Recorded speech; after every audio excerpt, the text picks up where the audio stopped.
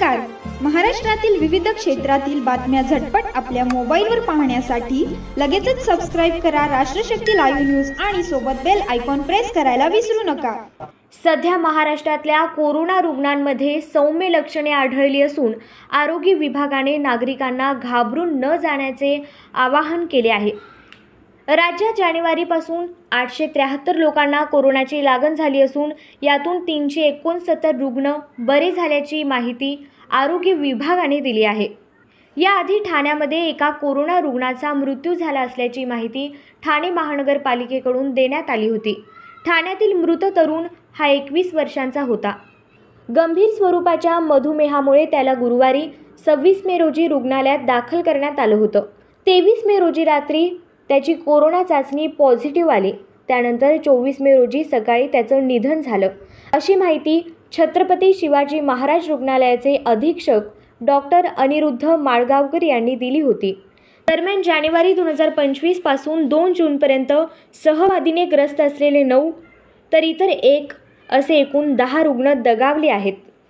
शल्यचिकित्सक डॉक्टर कैलास पवार यांनी माध्यमांशी बोलताना सांगितले, सध्या मुंबईला कोरोनाच्या केसेस वाढत आहेत अशा बातम्या माध्यमांमध्ये येत आहेत.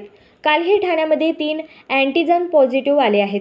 कन्फर्म नाही आहे, पण आतापर्यंतचा जो काही अनुभव आहे त्यानुसार या माइल्ड केसेस आहेत. ओमिक्रॉनचा सब व्हेरियंट आहे, पण यामध्ये घाबरण्यासारखं काही कारण नाही आहे.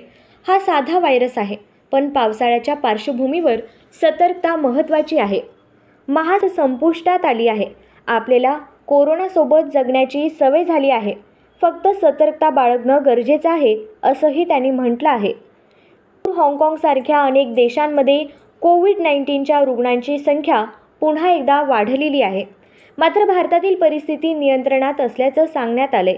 भारत सरकारच्या आरोग्य आणि कुटुंब कल्याण मंत्रालयाच्या वेबसाईटवर 2 जून 2025 पर्यंतच्या कोरोना रुग्णांचे तपशील देण्यात आले आहेत. त्यानुसार भारतात सध्या एकूण 3961 रुग्ण सक्रिय आहेत.